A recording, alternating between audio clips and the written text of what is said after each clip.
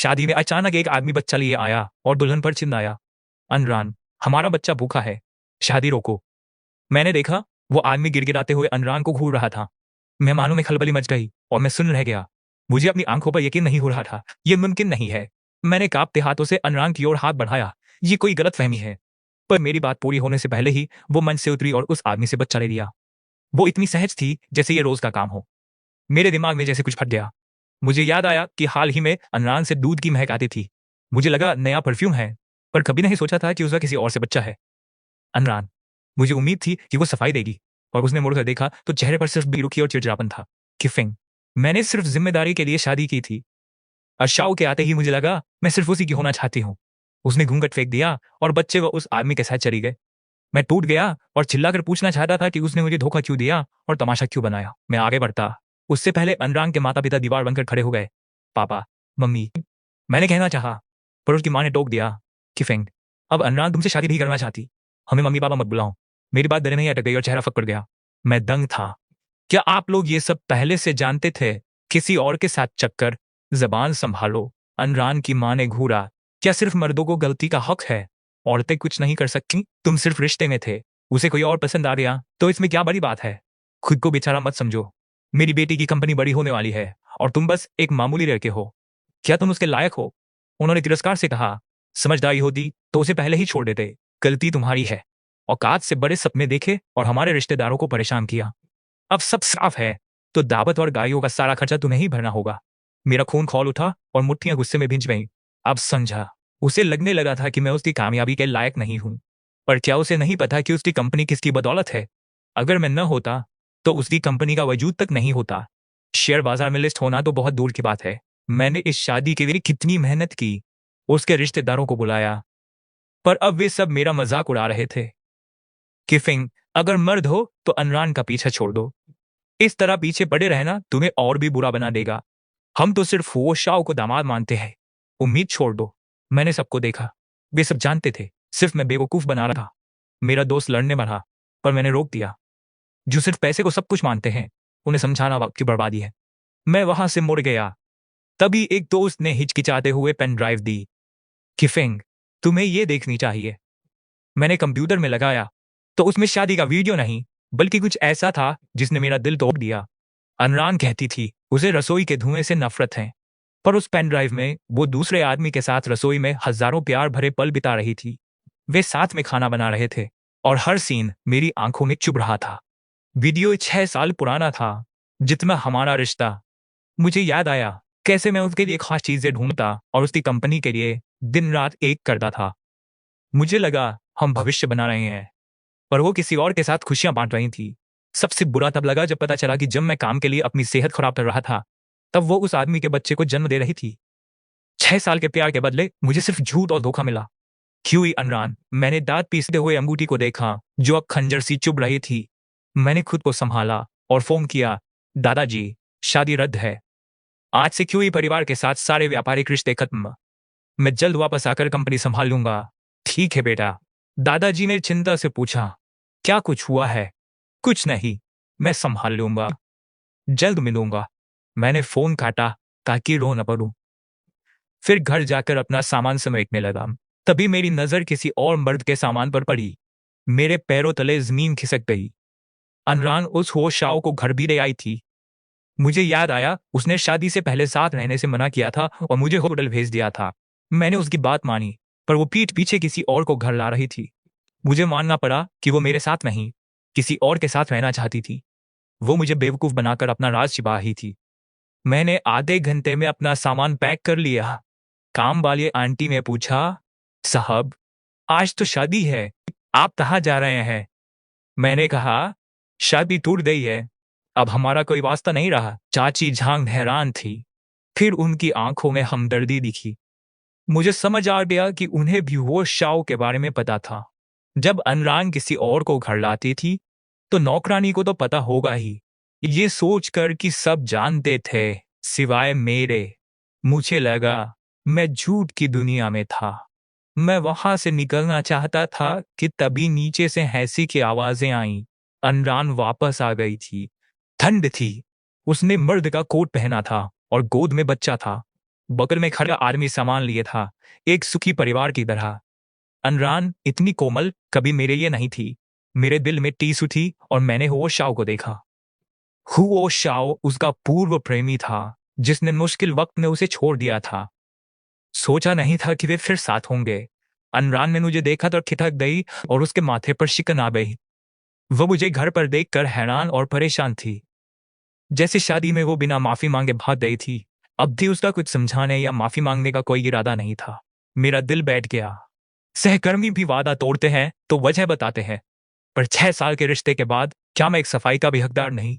अनरान, तुम मुझे इतना नजरअंदाज कैसे कर सकती हो? ओ शाओ आगे बढ़ा और बोला, मिस्टर गू, माफ करना, आज हमारी वजह से शादी रुक गई। अनरान मेरे और बच्चे के साथ थी।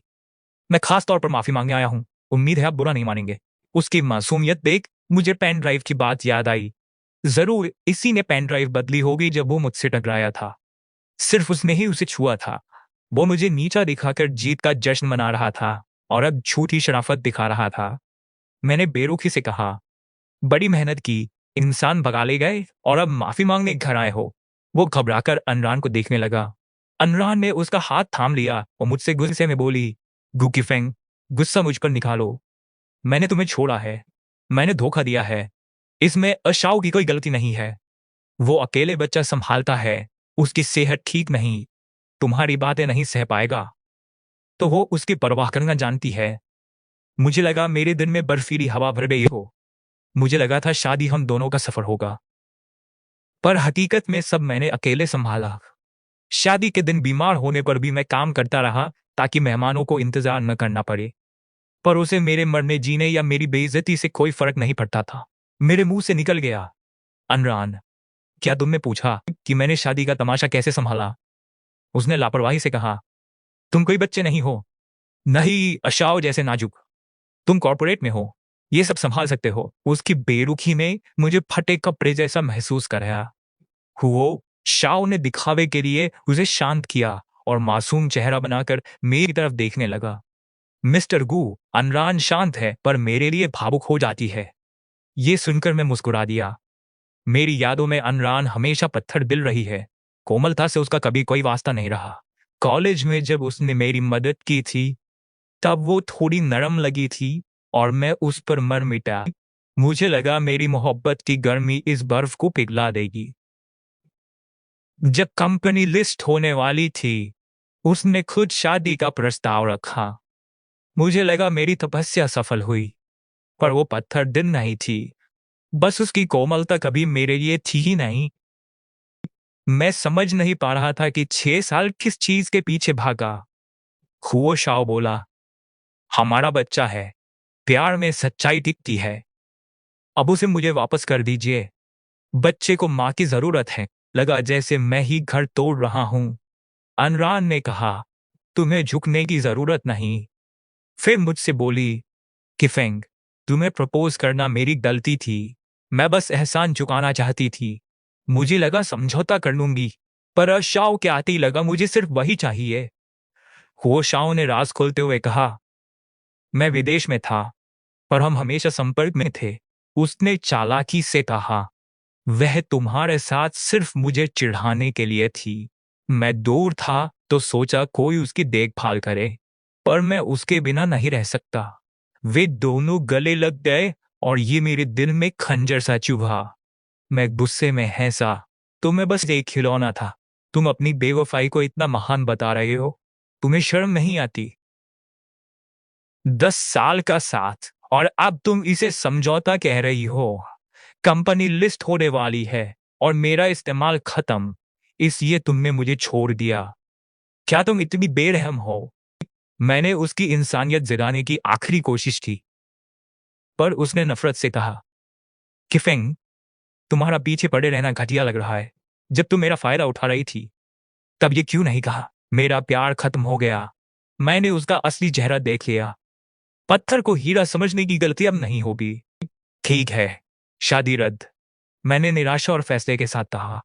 अनरान ने तिरस्कार से कहा, अब यहां मत पड़े रहो, मेरे घर से निकल जाओ। हुओ शाओ लालच और झूठी हमदर्दी से बोला, अनरान, वह बेचारा जाएगा कहां? मैं मन ही मन हंसा। देखूंगा कंपनी मेरे बिना कैसे टिकती है। अनरान ने होश शाओ से कहा, तुम बहुत नरम दिल हो। वो अनाथ है, भीख मांग रहा होता अगर मदद न मिलती। इसकी हिम्मत कैसे हुई मुझ पर चिल्लाने की? उसने ताना मारा। हमारा कोई मेल नहीं था। मैं बस इस कंधार के साथ गुजारा कर रही थी। मैं उसे देखता रहा। दिल में गहरा दर्द था। तो ये थी उसकी मेरे बारे में कड़वी सच्चाई। हाँ, मैं अनाथ था, पर मैंने उसे कभी नहीं बताया कि मेरा परिवार मेरिया है। सोचा था शादी के बाद बताऊंगा, पर उसने मौका नहीं दिया। मेरी सारी मेहनत उसकी नजरों में बेकार हो गई। उसने मेरा आत्मसम्मान मिट्टी में मिला दिया। हुओशाओ ने बेरुखी से कहा, जब वो तुम्हें नापसंद करती है, तो यहां से चले जाओ। मैं इस घर का ख्याल रखूंगा। उसकी आंखों में हवेली के लिए लालच था। अगर पहले वो नाटक था, तो अब ये सीधा उकसावा था। मैं भी स्वाभिमानी आदमी ही, किसी तीसरे से बार बार अपमान क्यों सहूं? मैंने पलट कर कहा, घर मैंने सजाया है और ये मेरी पसंद का है। तुम दूसरों की पत्नी छीन सकते हो, तो यहाँ रहने में शर्म कैसी? उम्मीद है तुम्हें सुकून मिलेगा। हो श्याओ का चेहरा उतर गया और वह बेचागी से ची अनरान को देखने लगा। वो कुछ कहती उससे पहले ही मैं सूटकेस लेकर चल दिया। पीछे से उसकी आवाज आई, कोई बात नहीं, मैं ये सब तुड़वा कर तुम्हारी पसंद का नया बनवा दूंगी। मैं मुस्कुरा दिया। मैं इसी बात का इंतजार कर रहा था। मेरी मेहनत का फायदा कोई और क्यों उठाए? घर ही नहीं, उसकी कंपनी के लिए किया सब कुछ मैं वापस लूंगा। मैं सीधा घर नहीं गया, बल्कि होटल में रुका। हमारे आर्थिक मामले अभी सुलझे नहीं थे और मुझे सब ठीक करने के लिए समय चाहिए था। इससे पहले किसी को गू परिवार से मेरे रिश्ते का पता न चले, ताकि अलग होने में कोई बाधा न आए।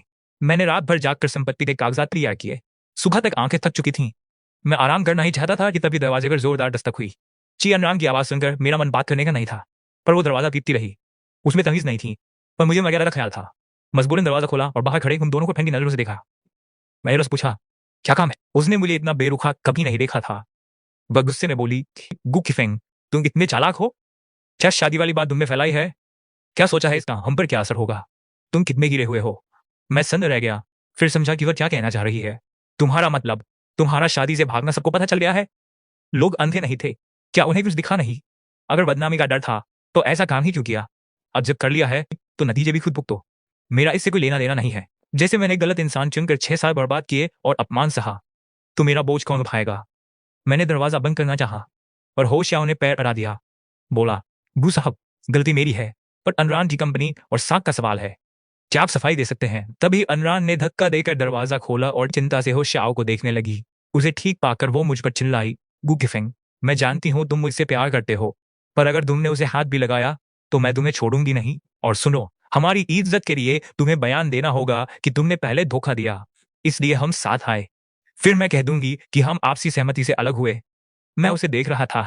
यकीन नहीं हुआ कि वो इतनी घटिया बात कह सकती है कि अनरान, तुम मेरी नजरों में गिरती जा रही हो।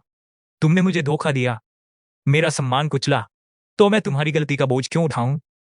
तुम्हें बस अपनी साख की फिक्र है, पर मेरी इज्जत और भावनाओं का क्या? क्या तुमने सोचा कि मुझ पर इसका क्या असर होगा? सच है, जिसे प्यार मिलता है वो बेखौफ हो जाता है। मेरी ही गलती थी कि मैंने बिना मर्यादा के प्यार किया, तभी आज वो पीछे कुछ चल रही है। अनरान बोली, क्या तुम मना कर रहे हो? ये मत समझना कि पहले मदद की थी तो मनमानी करोगे। हथकंडे अपनाकर मुझसे जुड़े रहने की कोशिश मत करो। अगर बात नहीं मानोगे, तो अभी बीजिंग छोड़ दो और कभी मत दिखना। तभी अफवाहें शांत होंगी। मैंने रूखेपन से कहा, जब पूरे शहर पर तुम्हारा काबू हो जाए, तब मुझे बताना क्या करना है। वो शर्मिंदा हो गई। अभी हो श्याओ ने उसका हाथ थामा और बोला, 1 महीने बाद हमारी शादी है। क्या तुम उन्हें आशीर्वाद देने आओगे? मुझे उम्मीद है तुम आओगे। मैं जानता था कि वो सिर्फ मेरा अपमान करने के लिए ऐसा कह रहा था। कल होता तो मैं भावुक हो जाता, पर आज उसका असली चेहरा देखकर सारी उम्मीदें खत्म हो गईं। वो मेरे प्यार के लायक नहीं है और नहीं मेरे दिल में उसके लिए जगह है। इस अतीत को बुलाना अब बस कुछ समय की बात है। मैंने बिना भाव के कहा, अच्छा, बधाई हो, तुम आखिरकार परमानेंट हो गए। अनरान को उसका झुकना अच्छा नहीं लगा। बोली, शाउग, गिड़गिड़ाने की जरूरत नहीं है। फिर मुझसे कहा, तुम गरीब हो और मेरे स्तर के नहीं, मुझ पर वक्त बर्बाद करना बंद करो। उसे डर था कि मैं उसका पीछा नहीं छोड़ूंगा या उसके लिए रुका हूं, पर वो नहीं जानती थी कि शादी के मंडप पर ही मेरा दिल मर चुका था। मैंने हो शाओ को धक्का दिया और दरवाजा बंद कर लिया। अगर संपत्ति के कागजात तैयार होते तो मैं रुकता ही नहीं। मैं अब क्यों अनरान और उसके साथियों से बात नहीं करना चाहता था। बाहर उसने गुस्से में मेरा नाम पुकारा। तभी गोशियाओ ने कुछ फुसफुसाया। आवाजें धुंधली थीं, मैं सुन नहीं पाया, पर रात होते ही मुझे उनकी साजिश समझ आ गई। रात के सन्नाटे में बगल के कमरे से शर्मनाक आवाजें आने लगीं। वे 2 घंटे तक चलती रहीं, जिससे मैं परेशान हो गया। जब बर्दाश्त नहीं हुआ, तो मैं शिकायत करने ही वाला था कि तभी मुझे आशियाओं की जानी पहचानी आवाज सुनाई दी। मेरा खून जम सा गया। ये क्यों अनरान की आवाज थी? क्या उन्होंने जानबूझकर ऐसा किया? क्या वे मुझे उकसाकर शहर छुड़वाना चाहते थे? मैंने अपना गुस्सा दबाया और शोर को नजरअंदाज किया। मैं जानता था कि मैं अभी नहीं जा सकता। मैं उन्हें सफल नहीं होने देना चाहता था। कल संपत्ति बंटवारे के बाद हमारा रिश्ता खत्म हो जाएगा। मुझे बस ये रात काटनी थी। बगल से आवाजें और तेज हो गईं। आखिर में मैंने शोर कम करने वाले हेडफोन मंगवा लिए। अगले दिन दरवाजा खोलते ही क्यों अनरान सामने थी। इससे पहले कि वो कुछ कहती, मैंने दस्तावेज थमाते हुए कहा, यह संपत्ति बंटवारा है। कोई आपत्ति न हो तो दस्तखत कर दो। अनरान की आंखों में उपहास था, जैसे मैं कोई लालची आदमी हूं।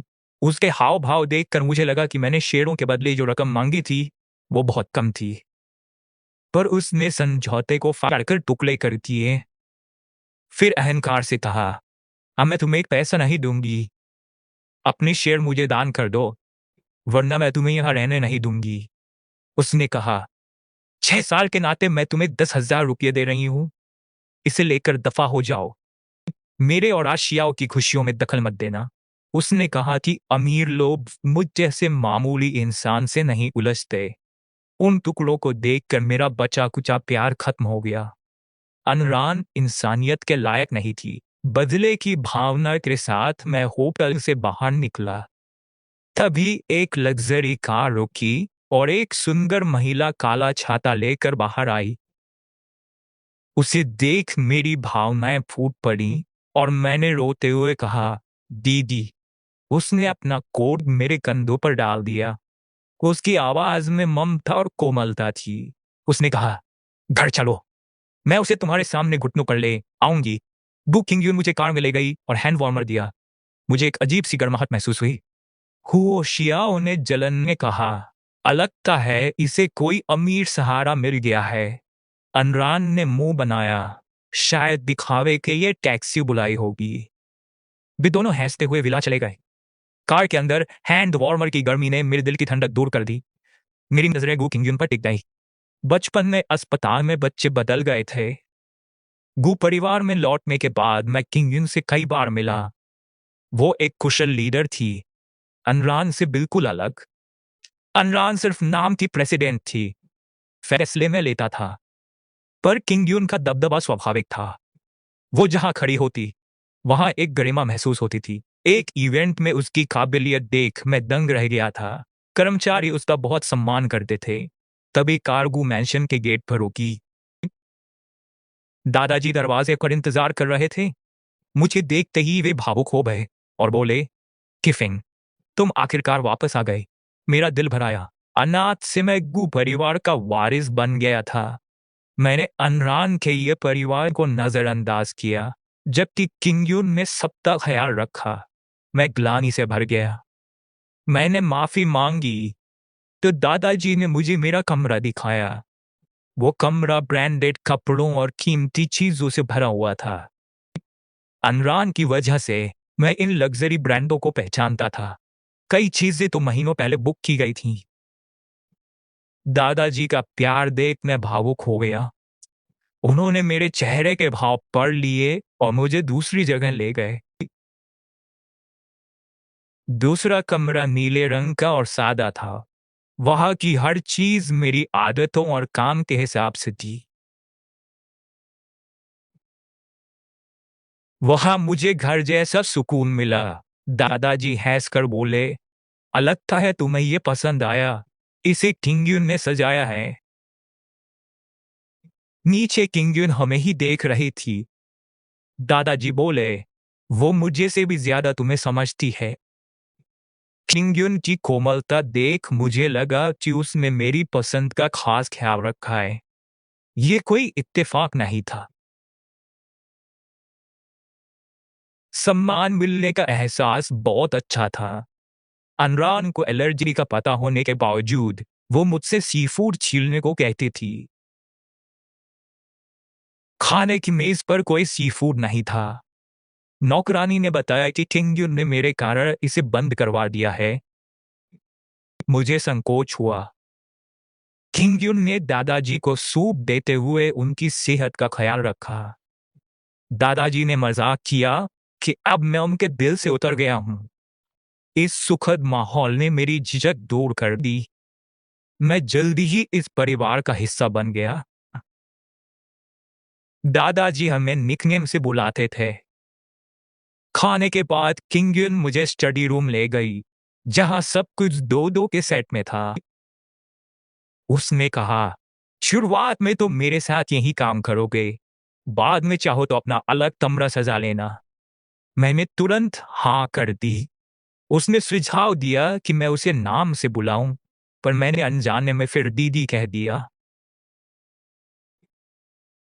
कमरे में लौटते ही मुझे क्यूई ग्रुप का ईमेल मिला। उन्होंने मुझ पर खातों में गड़बड़ी का झूठा आरोप लगाया था। मैंने कभी कंपनी के पैसे नहीं छुए। साफ था कि अनरान ने बदला लेने के लिए ये साजिश रची थी। वो मुझे जेल भेजना चाहती थी ताकि मेरे शेयर हड़प सके। ये वही औरत थी जिसे मैंने 6 साल प्यार किया। अब मैं उसे इसकी कीमत चुकाने पर मजबूर कर दूंगा। मैंने ईमेल का जवाब दिया और किंगयुन के पास गया। मैंने उसे अपना बदला लेने का प्लान बताया। फिर मुझे लगा कि शायद इससे किंगयुन मुश्किल में पड़ सकती है। पर किंगयुन ने तुरंत आदेश दे दिया। मैंने पूछा, क्या तुम मेरे निजी स्वार्थ के लिए भी मेरी मदद करोगी? उसने कहा, हम परिवार हैं। गू ग्रुप के ये उस छोटी कंपनी को कुचलना एक चींटी मारने जैसा है। मैं उसे जड़ से खत्म कर दूंगी। उसने मुझ पर भरोसा जताया। उसकी आंखों में विश्वास देख मेरा दिल भर आया। मेरा प्लान गू ग्रुप के फायदे के लिए भी था। मेरे जाने के बाद उन प्रोजेक्ट्स को रोकना गू ग्रुप के नुकसान को कम करने के लिए जरूरी था। किंगयुन का भरोसा अनरान से बिल्कुल अलग था। अनरान हमेशा मुझ पर शक करती थी, पर किंगयुन का विश्वास कीमती था। मैंने उसका भरोसा न तोड़ने का फैसला किया। तभी कॉलेज ग्रुप में अनरान की शादी का मैसेज आया। उसने मुझे धोखा दिया और अब सबको शादी में बुला रही थी। उसने अपनी और हुओ जियो की फोटो भेजी और बताया कि उनका बच्चा भी हो चुका है। ग्रुप में हंगामा मच गया। लोग उसे बधाइयां देने लगे। पुरानी यादें ताजा हो गईं। हम एक ही क्लास में थे और हुओ जियो दूसरे सेक्शन में। पहले सब हुओ जियो को लालची कहते थे, पर मेरे साथ आने पर सबने अनरान की पसंद की तारीफ की थी। मैंने उसे सब कुछ दिया, पर उसने मुझे धोखा दिया। आज वही लोग उसे टोकने के बजाय बधाइयां दे रहे थे। वे लोग अनरान की दौलत के पीछे थे। उन्होंने मुझ पर हमला करते हुए कहा कि मुझे ग्रुप छोड़ देना चाहिए। हुओ जियो ने दिखावे के लिए मेरा पक्ष लिया और शादी का कार्ड भेजकर मेरा शुक्रिया अदा किया। शादी में जरूर आना, मुझे तुम्हें शुक्रिया कहना है। ब्रो और अनरान अब साथ थे, उनका बच्चा भी था, और वो मीठी बातों से मुझे जख्म दे रहा था। मेरे जवाब से पहले ही ग्रुप के चमचे उसकी हाँ में हाँ मिलाने लगे। किसी ने लिखा, उसने सच कर दिखाया कि औरत के दिल का रास्ता पेट से होकर जाता है। प्यार कोई खेल नहीं, राजकुमारी के लिए हो जैसा राजकुमार चाहिए, रक्षक तो बस जूते साफ करने लायक है। अनरान के बड़े दिन पर गूकीफिंग माहौल क्यों खराब कर रहा है? मैसेज भेजते ही मुझे ग्रुप से निकाल दिया गया। ये सब देखकर मुझे गुस्सा भी आया और हंसी भी। ये लोग उसे मैडम प्रेसिडेंट कह रहे थे, जैसे अनरान सच में कोई बड़ी हस्ती हो। ग्रुप से निकाले जाने या तानोजी मुझे फर्क नहीं पड़ता। मैं तो ये देखने को बेताब हूं कि जब इन लोगों को अपनी गलती पता चलेगी तब उनके चेहरे कैसे होंगे। उस मंजर की कल्पना से ही मुझे खुशी मिल रही है और मैं उनकी शादी का इंतजार कर रहा हूँ। अनरान के साथ के दिन याद आए। वह एक साधारण लड़की थी। वह शिकायत करती थी कि पढ़ाई के बाद किसी के नीचे काम करना उसकी काबिलियत की तौहीन है।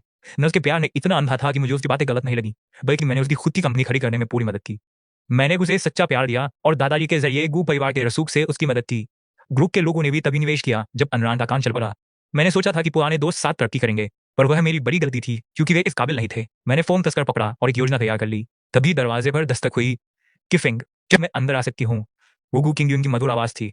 दरवाजा खोला तो उनके हाथ में गर्म दूध था और चेहरे पर प्यारी मुस्कान। उन्होंने कहा, दूध सेहतहीन थे, अच्छा है। मेरा दिल भर आया। उनका मुझे बच्चे की तरह लाड़ करना सुकून दे रहा था। मुझे हैरानी थी कि गू परिवार की इकलौती बेटी न होने का सच खुलने पर भी वो मुझसे नफरत नहीं करती थी। वो मुझ पर अपना सारा प्यार लुटा देना चाहती थी। मैंने दूध लिया और कहा कि आपको इतना ख्याल रखने की जरूरत नहीं, मैं ठीक हूँ। वैसे इस कमरे के लिए आपका शुक्रिया। भले ही ये कमरा दादाजी ने तैयार कराया, पर चीजें आपने ही चुनी होंगी। दीदी, शुक्रिया। दादाजी को आज के ब्रांड्स और युवाओं की पसंद की इतनी जानकारी नहीं होगी। मुझे यकीन था कि ये सब गू किंग युन की पसंद है और मेरा शुक्रिया पूरी तरह दिल से था। गू किंग युन मुस्कुराया। तुम घर लौट आए हो तो परिवार के नाते कितना तो बनता है। उन्होंने एक ब्लैक कार्ड मेरी तरफ बढ़ा दिया और कहा कि इससे अपनी पसंद की चीजें खरीद लो। मैं उस अनलिमिटेड कार्ड को देखता रह गया। गू परिवार की रईसी पता थी और उनकी दयादिली ने हैरान कर दिया। मैंने अमीर घरानों में देखा था कि बच्चों को तय रकम ही मिलती है, पर इस तरह बिना सीमा वाला ब्लैक कार्ड थमा देना मैंने पहले कभी नहीं सुना था। ये कार्ड सिर्फ फिल्मों में देखा था और आज गू किंग ने इसे बिना झिझक मुझे दे दिया। उस पल मैं खुद को बहुत खुशकिस्मत महसूस कर रहा था। नहीं, कमरे में जो है वो काफी है और ये तुम्हारा हक है। कुकिंग यून ने दृढ़ता से कहा। जो तुमने कहा था वो इंतजाम हो चुका है। अब मैं उन्हें सबक सिखाऊंगी जिन्होंने तुम्हें चोट पहुंचाई है। ये कहते ही उनकी मुस्कान गायब हो गई और आंखों में क्रूर चमक आ गई। जैसा सोचा था।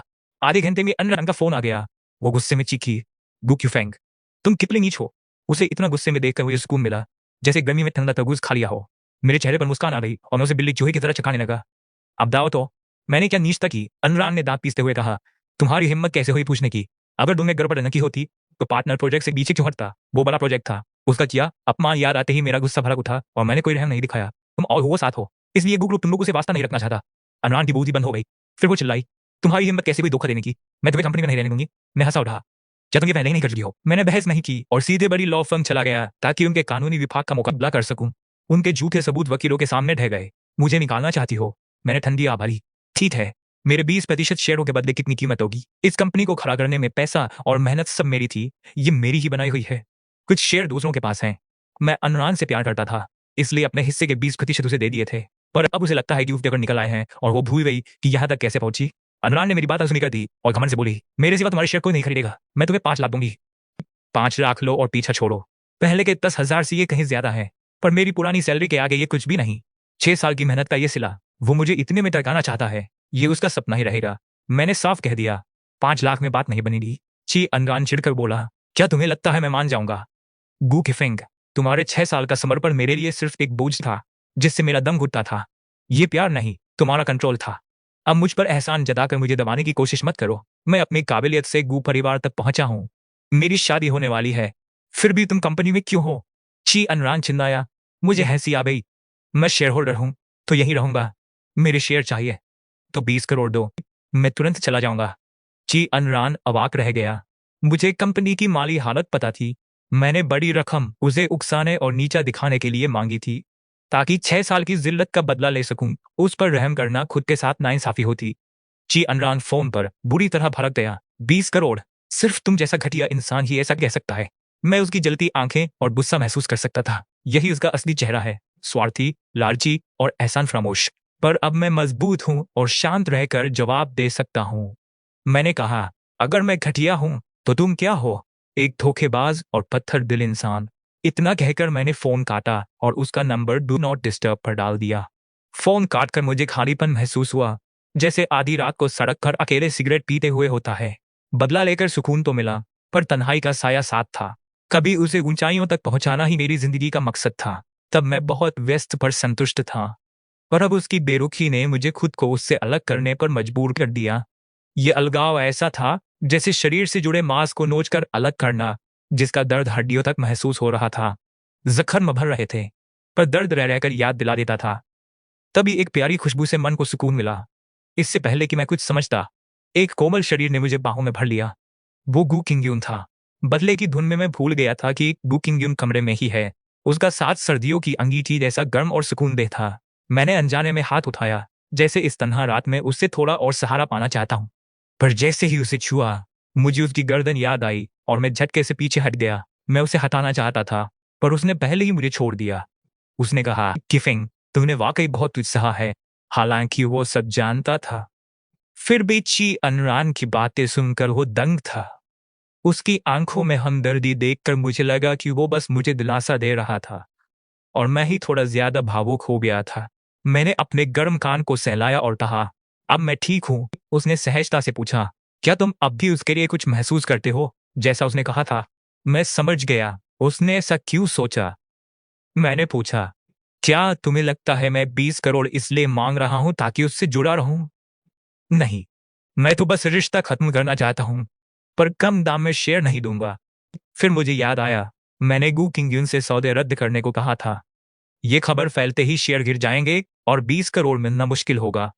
मुझे बाजार गिरने से पहले ही शेयर बेचने होंगे। उस कंजूस को मनाने के लिए तरकीब चाहिए थी। तभी गू किंग्यून बोला, किफेंग, मेरे पास रास्ता है जिससे वो खुद 20 करोड़ लेकर तुम्हारे पास आएगा और मिन्नतें करेगा। उसका भरोसा देख मुझे लगा अब सब ठीक होगा। उसका आत्मविश्वास देख मेरी दिलचस्पी बढ़ी। मैंने अपनी योजना नहीं बताई और कहा, मैं इंतजार करूंगा। 3 दिन बाद ची अनरान का फोन आया और उसने शेयर खरीदने के लिए मिलने को कहा। उसकी शक्ल दोबारा नहीं देखना चाहता था, इसलिए रूखेपन से कहा, जो कहना है फोन पर कहो। कागजात कुरियर कर देना। मिलने की जरूरत नहीं। मुझे यकीन था कि गुकिंगन की वजह से मछली जाल में फंस गई है।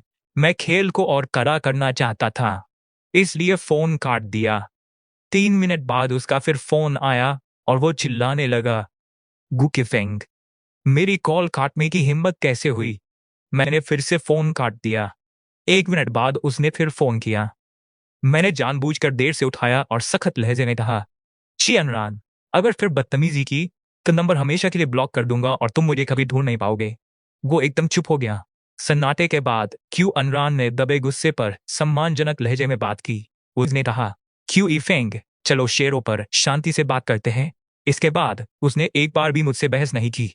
उसके मन में क्या था, मुझे परवाह नहीं थी। आखिरकार मैं शेयर 20 करोड़ में बेचने में कामयाब रहा। खाते में इतनी रकम देख मैं सुन्न रह गया। मैं हैरान था कि गुकिंग्यून ने ये सब इतनी आसानी से कैसे कर दिया। मैं कंपनी के काले राज जानता था जो उसे डराने के लिए काफी थे, पर वो एक लंबी खींचतान वाली जंग होती। उसकी तुलना में गु किंग्यून का तरीका किसी शक्तिशाली वरदान की तरह काम कर गया। काम पूरा होते ही क्यू अनरान ने मुखौटा उतार दिया। वह चिल्लाया, बू क्यू फेंग, तुमने गु परिवार से दुश्मनी ली है। अब अपनी मौत का इंतजार करो। तुम गिड़गिड़ाओगे तब भी मैं मदद नहीं करूंगा। मैं उसकी बातें सुनकर उलझन में था। मैंने गु परिवार को नाराज किया, पर मैं तो खुद उनका बेटा हूं। इससे पहले कि मैं कुछ समझता, गु किंग ने मुझे एक योजना थमाई और कहा, ये तुम्हारा कार्यक्रम है। कुछ ठीक न लगे तो बताना, मैं सुधार दूंगा। मुझे लगा ये काम की योजना होगी, पर यह तो पर्यटन यात्रा जैसी थी। इसमें कुछ दावतों के अलावा बाकी सारा समय निरीक्षण के बहाने मुझे अलग अलग जगहों पर घुमाने के लिए रखा गया था। गु किंगजुन मुझे काम से रोकना नहीं चाहते थे। दावतें बहुत ही उच्च स्तर की थीं, जो मेरे लिए संपर्क बनाने का जरिया थी। क्यू अनरान जैसे लोग तो ऐसी जगहों के प्रवेश द्वार तक पहुंचने का सपना भी नहीं देख सकते। मैं उनकी मंशा समझ नहीं पा रहा था और मैंने कोई सवाल नहीं किया और कहा, मैं आपकी योजना के अनुसार चलूंगा। वे मेरे लिए सब तैयारी करते थे और हर दावत के लिए खास कपड़े भी मंगवाते थे। नाप लेने से लेकर स्टाइलिंग तक वे हमेशा साथ रहते। हर दावत में गु किंगयुन मेरे साथ रहते और सबसे मेरा परिचय कराते कि यह हमारे परिवार का बेटा है, जो अब गु ग्रुप में शामिल हो गया है। दावत में मैंने सुना कि गु किंगयुन अब अपनी अहमियत खो देंगे। उन्होंने भी ये सुना था, पर उनके चेहरे पर कोई शिकन नहीं थी। उन्होंने उल्टा मुझे ही सांत्वना दी कि मैं इन बातों को दिल पर न लूं। उनकी आंखों में खुद को देख मुझे अपना पुराना रूप याद आया, जो समर्पित था। अब मैं खुद इतने सच्चे प्रेम का पात्र था। गु किंगयुन के इस लगाव का मेरे दिल पर गहरा असर हुआ। मैं पत्थर दिल नहीं हूं, इसलिए मैंने भी उनकी रक्षा शुरू कर दी। एक दावत में जब लोग गुगरुक के लालच में मुझसे बातें करने लगे, तो मैंने स्थिति संभाली। मैंने गु किंगयुन का हाथ थामकर दृढ़ता से कहा, गु ग्रुप को मेरी बहन ने संभाला है और वे ही इसे बेहतर जानती हैं। कंपनी का भविष्य उन्हीं पर निर्भर है और सभी का उन पर पूरा भरोसा है। मतलब साफ था कि मेरे आने से उनका ओहदा कम नहीं होगा। ये सुनकर उनकी आंखों में आंसू आ गए और उन्होंने मेरा हाथ कसकर पकड़ लिया। उन्हें लगा मैं सिर्फ कंपनी की स्थिति स्थिर करने के लिए ऐसा कह रहा हूं। उन्होंने इरादा कर लिया कि वे मेरे रास्ते की रुकावटें हटा देंगी ताकि मैं मुखिया बन सकूं। दावत के बाद उन्होंने पूछा, मैं तुम्हारे बचपन के बारे में ज्यादा नहीं जान पाई। क्या तुम मुझे वहां ले जा सकते हो जहां तुम रहते थे? उन्होंने सफाई दी कि वे मेरे अतीत का हिस्सा बनना चाहती हैं। तब मुझे उनकी मंशा समझ आई। वे मेरे पुराने दुखों को कम करना चाहती थीं, पर मेरा बचपन बहुत अकेला था, जिसे मैं याद नहीं करना चाहता था। बाद में जिंदगी बस गुजारे की भाग दौड़ में बीत गई, कुछ खास याद रखने लायक नहीं था। क्यू अनरान के साथ का समय तो एक भयानक बुरा सपना निकला। अब सिर्फ गुस्सा और नफरत ही महसूस होती है। मैंने अपनी उलझनें छुपाई और सुझाव दिया कि मेरे अतीत में कुछ नहीं है, आप मुझे अपनी यादें दिखाएं। वे खुशी से मेरा हाथ पकड़कर मुझे एक अस्पताल ले आईं, जो मुझे थोड़ा अजीब लगा। उन्होंने बताया कि इसी अस्पताल में हम गलती से बदल गए थे, यहीं से हमारा भाग्य जुड़ा। मुझे पता चला कि उन्होंने इस रिश्ते की याद में इस अस्पताल की आर्थिक मदद करना शुरू कर दिया था। फिर वे मुझे एक पुराने पार्क में खड़ी खराब गाड़ी के पास ले गईं। उन्होंने चाबी से दरवाजा खोला और मुझे अंदर बुलाया। अंदर एक छोटा बिस्तर, मेज और किचन बना हुआ था। उन्होंने कहा, यह मेरा गुप्त ठिकाना है। बचपन में पढ़ाई और शिष्टाचार के दबाव से परेशान होकर मैं शांति के लिए यहाँ आती थी। केवल यहाँ मुझे लगता है कि मैं खुद हूँ, न कि गू परिवार की पहचान से बंधी लड़की। मैं उनकी बात समझ गया। उन्होंने तुरंत सफाई दी। कीपेंग, ये मत सोचना कि मैं दिखावा कर रही हूँ, पर मैं गू परिवार की आभारी हूँ जिन्होंने मुझे सब कुछ दिया। मुझे उन पर भरोसा था क्योंकि वे हमेशा परिवार के लिए समर्पित रहीं। दादाजी कहते थे कि पहचान पता चलने से पहले भी वे बहुत जिम्मेदार थीं। उत्तराधिकारी के भारी दबाव के बावजूद वे कभी पीछे नहीं हटी। मेरे बारे में जानकर उन्हें लगा कि उनके पास जो है वो उपहार है, इसलिए उन्होंने कर्ज उतारने के लिए और मेहनत की। पर परिवार में बदले की क्या जरूरत? वे तो हमेशा से हमारा हिस्सा थीं। मैंने कहा, दीदी, परिवार में आभार और बदले की बात नहीं होनी चाहिए। ये परायापन लगता है। ये सुनकर वे मुस्कुरा दी और बोली, ठीक है, अब हम इन बातों का जिक्र कभी नहीं करेंगे। फिर उन्होंने उत्साह से यहाँ की मजेदार बातें सुनाई। अकेले अजीब आवाजें सुनकर अपनी घबराहट बताई और पहली बार सांप का सामना करने के रोमांचक अनुभव के बारे में भी बताया। इस पल वे परिवार की उम्मीदों वाली लड़की नहीं, बल्कि एक ऊर्जा से भरी छोटी लड़की थीं जो अपना अतीत साझा कर रही थी। ऐसा लगा जैसे मैं उनके बीते सालों में हमेशा साथ था। रात को विरा लौटकर मैंने सहजता से उनका बैग ले लिया। जब उन्होंने दूध दिया तो मैंने सिर्फ धन्यवाद नहीं कहा, बल्कि पूछा, मुझे मलाई पसंद है, क्या आपके लिए भी थोड़ी डाल दूं? मेरे व्यवहार में बदलाव देख वे मुस्कुरा दी। ठीक है, मैं देखना चाहूंगी कि तुम मलाई कैसे बनाते हो। रसोई में मुझे देखते हुए वे बहुत भावुक महसूस कर रही थीं। उन्होंने वो योजना इसलिए बनाई थी ताकि हमारे बीच की दूरी कम हो सके।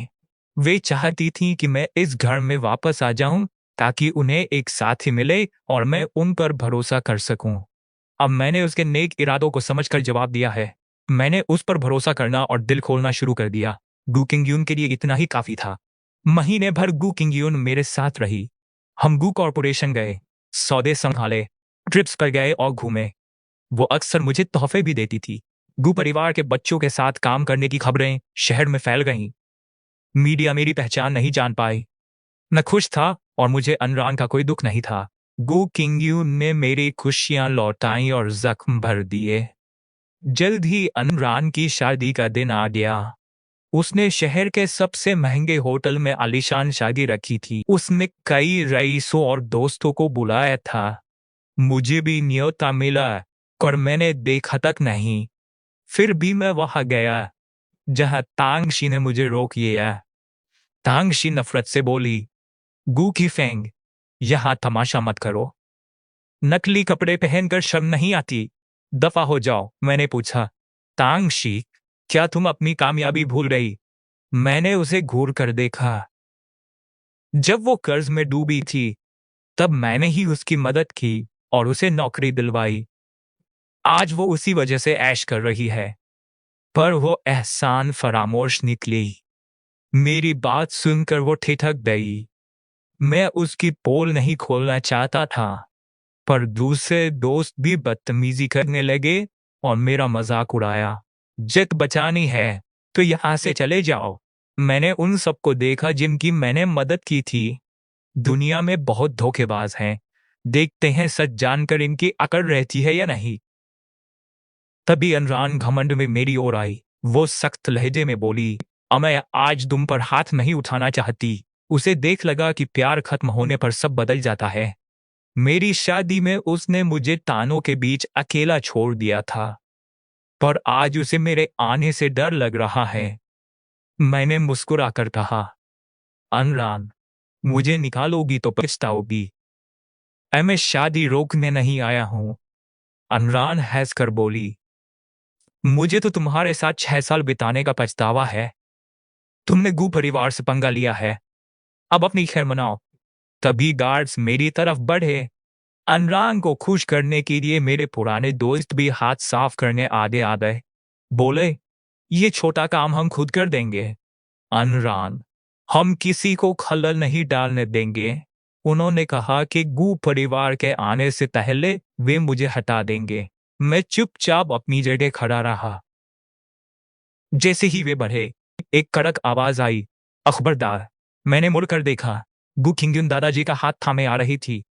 किंगयुन ओवरकोट और चश्मे में बेहद प्रभावशाली लग रही थी।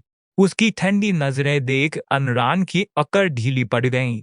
वो झुककर उनका स्वागत करने लगी। वो फौरन चापलूसी पर उतर आया और उनके सामने गिड़गिड़ाने लगा। अनजान बोला, ए मामूली लड़का है, मैं इसे अभी निकाल देता हूं। तभी किंगयुन ने उसे एक जोरदार तमाचा जड़ दिया। किंगयुन एकदम स्थिर खड़ी रही, पर उस थप्पड़ से अनरान लड़खड़ा गई और उसका चेहरा सूज गया। किंगयुन बोली, तुम मेरे भाई को निकालोगे? वो गू परिवार का वारिस और कंपनी का मालिक है। क्या वो तुम्हारी चापलूसी करेगा? होश में आओ। वहां सन्नाटा छा गया। दादाजी ने मेरे कंधे पर हाथ रखकर कहा, किफिंग, मैंने कहा था ना कि नरम मत बनो। तुम्हारी बेइज्जती मतलब पूरे गू परिवार का अपमान है। बुजुर्ग शांत थे, पर उनके शब्दों ने सबको डरा दिया। क्यों अनरान का घमंड टूट गया और वो कांपने लगा। उसने हगलाते हुए पूछा, क्या गू शाओए ने गू परिवार को नाराज नहीं किया था? फिर मुझे पूरी कहानी समझ आई। असल में गू अधिकारियों ने अनरान से कहा था कि वे मुझे शेयर धारक नहीं रखना चाहते क्योंकि मेरी हैसियत कंपनी से मेल नहीं खाती। अनरान ने सोचा मैंने उन्हें नाराज किया है, इसलिए उसने मेरे शेयर खरीदने में जल्दबाजी की। अनरान ने सपना देखा था कि गू परिवार से जुड़कर कंपनी के शेयर बढ़ेंगे और वो अरबों कमा लेगा। इसीलिए उसने मुझे बाहर निकालने के लिए खुशी खुशी मेरे शेयर खरीदे थे। गु किंगयुन उपहास से हंसी और बोली, मेरी कंपनी का मतलब था कि तुम्हारी छोटी कंपनी मेरे अरबपति भाई के लायक नहीं है। अनरान, तुम में उसे कम आता। तुम सच में अंधे हो। अनरान समझ गया कि उसे फंसाया गया है, पर वह कुछ नहीं कर सकता था। उसकी हिम्मत नहीं थी कि वो सच उगलवाए, क्योंकि गू परिवार के सामने उसकी कंपनी चींटी जैसी थी। रान घुटनों के बल गिरकर माफी मांगने लगा। उसने कहा, मुझे नहीं पता था कि गू क्यूफेंग आपके भाई है। वो सचमुच नहीं जानता था, क्योंकि 6 साल तक मैंने अपनी पहचान छिपाई थी। बचपन में कई परिवारों ने मुझे गोद लिया, पर फिर नजरअंदाज कर दिया। गू परिवार में वापस आना एक सपने जैसा था। प्रतिभाशाली बहन किंगयुन के सामने मैं खुद को कमतर मानता था और दादाजी अनरान के खिलाफ थे। दादाजी ने कहा था कि अनरान साथ निभाने के लायक नहीं है। तब मुझे लगा वे पक्षपाती हैं, पर आज उनकी परख सही साबित हुई। उसके लिए मैंने परिवार छोड़ा था, इसलिए उनसे मदद नहीं मांग सका। जब अनरान का करियर डूबने लगा, तो मैं दादाजी के पास गया। वे मदद को मान गए। शुक्र है उस शादी से मुझे अनरान का असली चेहरा दिखा और समय रहते संभलने का मौका मिला।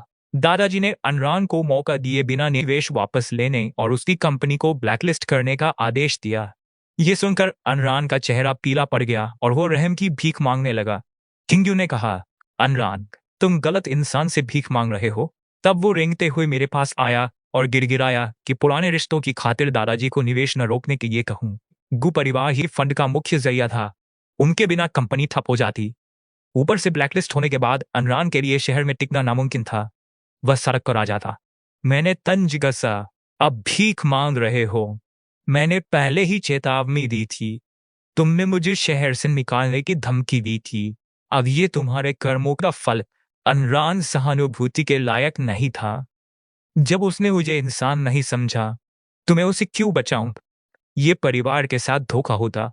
उसने मेरा पैर छूना चाहा, पर मैंने उसे लात मारकर दूर कर दिया। उस लात ने हमारे रिश्ते खत्म कर दिए। सहपाठियों को समझ आया कि अनरान बेकार है और मैं ही असली खजाना हूं। वे सब चापलूसी के साथ मेरे पास जमा हो गए। मैंने तीखी नजरों से कहा, क्या तुम्हें लगता है मैं तुम्हारा अपमान भूल जाऊंगा? वे सब डर कर घुटनों पर आ गए और खुद को थप्पड़ मारने लगे। वे माफी मांगने लगे। जब उन्होंने खुद को मार लिया, तब मैंने कहा, मैं तुम्हारी मदद करने वाला था, पर तुम इसके लायक नहीं हो। अब यहां से दफा हो जाओ। वे पछतावे में खुद को कोसने लगे। जैसे ही मैंने जाने को कहा, वे अपनी जान बचाकर वहां से तुरंत भाग निकले। किंगयुन ने चेतावनी दी कि अगर कोई दोबारा दिखा तो अंजाम अनरान से बुरा होगा। वे डर से कांपते हुए वहां से दुम दबाकर भाग गए। किंगयुन ये सब मेरे सम्मान के लिए कर रही थी। 3 दिनों में अनरान के सभी पार्टनर्स ने कॉन्ट्रैक्ट रद्द कर दिए। ये सब मेरी योजना का हिस्सा था। किंगयुन के प्रोजेक्ट्स बंद करते ही कंपनी दिवालिया हो गई। अनरान के पास कुछ नहीं बचा। वो गू परिवार के नाम पर उड़ना चाहता था, पर खुद ही जाल में फंस गया। दिवालिया होने की खबर पर निवेशकों ने अनरान को घेर लिया। उन्होंने चिल्लाकर अपना पैसा वापस मांगा और धमकी दी कि पैसा न मिला तो वे उसे छोड़ेंगे नहीं। सफलता के सपने टूटने पर अनरान सुन्न खड़ा गालियां सुन रहा था। वो एक चलते फिरते शव जैसा लग रहा था। मुझे ये देखकर सुकून मिला कि उसे अपने कर्मों का फल मिल रहा है। अगर मैं गू परिवार का वारिस न होता तो मेरा हाल भी बुरा होता। किंगयुन मेरे पास आई और बोली, खेल अभी खत्म नहीं हुआ है। उसने अनरान के सामने कुछ दस्तावेज फेंके। दस्तावेज पढ़कर अनरान का चेहरा सफेद पड़ गया। वह पागलों की तरह भागा और हुओ शियाओ पर चिल्लाने लगा कि उसने कंपनी का सारा पैसा कहाँ छुपाया है। हुओ शियाओ पीछे हटा और बोला, मैं गू किफेंग की तरह बेवकूफ नहीं हूं जो तुम्हारी गरीबी में साथ दूंगा। मैंने सारा पैसा निकाल लिया है। और शियाओ ने कहा, किफेंग के जाने के बाद कंपनी डूब रही थी, तो मैं क्यों रुकता। मैंने जितना हो सका पैसा निकाल लिया। अनरान को एहसास हुआ कि उसे सिर्फ पैसों के लिए इस्तेमाल किया गया। अनरान रोने लगा कि उसने किफेंग को इसके लिए छोड़ा। हुओ शियाओ ने तिरस्कार से कहा, तुम बेवकूफ हो। मैंने तो तुम्हारी गरीबी की वजह से ही तुम्हें पहले छोड़ा था। हुओ शियाओ बोला, तुमने किफेंग को बर्बाद किया तो तुम्हें लगा कोई तुम्हारे साथ ऐसा नहीं करेगा। दुख बस इस बात का है कि मेरा बच्चा तुम्हारी कोख से पैदा हुआ। हुओ शियाओ ने बच्चे को अनरान की तरफ फेंकने का नाटक किया। अनरान उसे पकड़ने झपटी पर हाथ कुछ नहीं लगा। तभी पीछे से एक जोरदार आवाज आई। हुओ शियाओ ने बच्चे को पीछे सीढ़ियों पर पटक दिया था। वो मासूम लुढ़कता हुआ नीचे गिरा और शांत हो गया। अनरान चीखते हुए उसकी तरफ भागी। बच्चा मर चुका था। अनरान ने आपा खो दिया और होशियाओ को जानवर कहते हुए अपने बालों की पिन से उस पर कई वार किए। होशियाओ ने पिंग छीन कर अनरान को घोंप दी। दोनों खून से लथपथ गिर पड़े, पर मैं उसे मरने नहीं देना चाहता था। मैं चाहता था वो तड़पे, इसलिए उसे अस्पताल भिजवाया। अनरान बच गई, पर होशियाओ और बच्चा मर गए। अनरान को जेल हुई। उधर निवेशकों ने उसके माता पिता के घर तोड़ फोड़ की और पुलिस भी उन्हें नहीं रोक पाई। एक दिन गुविला के गेट पर अनरान के माता पिता मिले। उनकी हालत भिखारियों जैसी थी। वे चापलूसी से बोले, किफेंग बेटा, हम तुम्हारे अंकल आंटी हैं। उनकी आवाज न होती तो मैं उन्हें पहचान भी नहीं पाता। गार्ड्स ने उन्हें रोका। वे रोते हुए बोले कि तुम्हारे दोस्त हमारे घर में तोड़ फोड़ कर रहे हैं, हमें बचाओ। मैं उनका नाटक देखता रहा। जब वे थके तो मैंने पूछा, मेरा इससे क्या लेना देना। अनरान की मां ने बेशर्मी से कहा कि तुम्हें कोई गलत फहमी हुई है। मैंने टोका, क्या आप भूल गए मैंने आपके लिए क्या किया। और आपने शादी वाले दिन मेरा मजाक उड़ाया। आपने मेरा साथ देने के बजाय मुझे जलील किया था। मुझे इन दोनों से नफरत थी। मैंने उन्हें अपने माता पिता जैसा माना और बहुत सेवा की, पर बदले में उन्होंने मुझे नीचा दिखाया और मेरा प्यार कुचल दिया। वे भी अनरान की तरह पत्थर दिल थे। मैंने गार्ड से उन्हें हटाने को कहा और उनकी चीखें अनसुनी कर कार में बैठकर चला गया। मैं काम में व्यस्त था। अनरान अस्पताल से बाहर आकर मेरी कार के सामने घुटनों पर गिर पड़ी। वो अब वहां और नहीं रुक सकती थी। उसने माफी मांगी और होशियाओं पर दोष मढ़ा। मैंने उसे नफरत से देखा और कहा, क्या तुम्हें खुद पर यकीन है? उसने तुम्हें मजबूर नहीं किया था। मैंने कहा, तुम सच में गिरी हुई हो जो सच्चे प्यार की कद्र नहीं करती। तुम अकेले रहने के ही लायक हो। अनरान समझ गई कि इस बार मुझे रोकना नामुमकिन है। उसने मेरे पैर पकड़ लिए और सहानुभूति मांगी। मैंने कहा, तुम्हारे माता पिता अपनी गलती की सजा पा रहे हैं। शादी वाले दिन उन्होंने जो कहा, उसके बाद मैं उनकी परवाह क्यों करूं? अनरान ने दयनीय स्वर में कहा, मैं तुम्हारी दासी बनने को तैयार हूं। हमारे 6 साल के रिश्ते की खातिर मुझे एक आखिरी मौका दे दो। वो पूरी तरह झुक आई। मैंने मजे लेने के लिए पूछा कि तुम किस हद तक जा सकती हो। वो उम्मीद में कुत्ते की तरह भौंकने लगी। उसे देखकर मुझे अपना पुराना बेवकूफ रूप याद आया। उसने मेरे 6 साल के प्यार को ठुकरा दिया था। अगर मेरे पीछे परिवार न होता तो वो मुझे मार भी देती। मैंने कहा, तुम मेरी दासी बनने के लायक भी नहीं हो। अनरान भड़क गई और नफरत से बोली, अगर तुम माफ नहीं करोगे तो मर जाओ। उसने खंजर से मुझ पर हमला किया। मैं हटने ही वाला था कि किंगयुन चीखते हुए मेरे सामने आकर खड़ी हो गई। किंगयुन ने अनरान को लात मारी, पर उसके पैर पर कट लग गया। खून देखकर मेरा दिल बैठ गया। मैं तुरंत उसके घाव को देखने लगा। वो गर्माहट फैलते ही गु किंगयुन को बेचैनी हुई। उसने पैर खींचते हुए कहा, क्यों फेंग, मैं ठीक हूं, चिंता मत करो। और मैंने गंभीरता से कहा, किंगयुन, आगे से ऐसा खतरा मत उठाना। फिर मैंने गार्ड्स को क्यू अनरान को पकड़ने का इशारा किया। मैंने किंगयुन को गोद में उठाया और हवेली की ओर चल दिया। मैंने कहा, मैं डॉक्टर बुलाता हूं ताकि इन्फेक्शन न हो। वो मेरी बाहों में सिमटी शर्मा रही थी।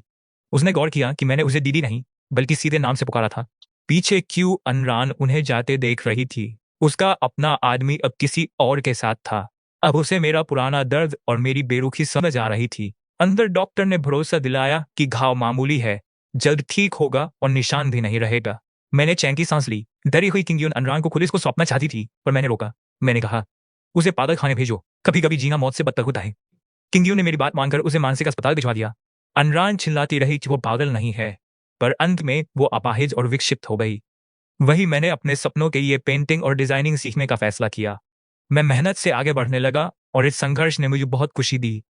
हैरानी की बात थी कि किंगयुन कंपनी के शेयर मुझे देकर मेरी सेक्रेटरी बनना चाहती थी। उसने कहा, क्यूफेंग, मैं तुम्हारी मदद करूंगी। असिस्टेंट के जाते ही हम अकेले थे। किंगयुन ने मेरी ओर बहुत प्यार और गंभीरता से देखा। किंगयुन ने सालों परिवार और दादाजी को संभाला था। अब समझा कि वो शुरू से सब मुझे लौटाना चाहती थी। हालांकि उसने कभी कहा नहीं, पर उसके हर काम में प्यार था। पर पुराने जख्मों के कारण मेरा प्यार से भरोसा उठ चुका था। मुझे किंगयुन पसंद थी और दोबारा रिश्ता शुरू करने की हिम्मत नहीं थी। मैंने मना कर दिया और कहा कि मैं विदेश जाकर पढ़ना और घूमना चाहता हूँ। मेरा पक्का इरादा देख किंगयुन ने फिर दबाव नहीं डाला, पर प्लेन में चढ़ते ही मैंने किंगयुन को बगल वाली सीट पर पाया। हाथ में अखबार लिए उसने मुझे देख मुस्कुराकर कहा, दादाजी ने ये सीट बुक की है ताकि मैं तुम्हारे साथ रहूं। मैं समझ गया कि दादाजी हमें साथ लाना चाहते थे, इसीलिए वे मुझे उसका नाम लेने को कहते थे। मैं मुस्कुराया। अब प्लेन उड़ने वाला था, उतरना मुमकिन नहीं था। उसे देख मेरी हंसी छूट गई। शायद इस सफर में कुछ नया मिल जाए।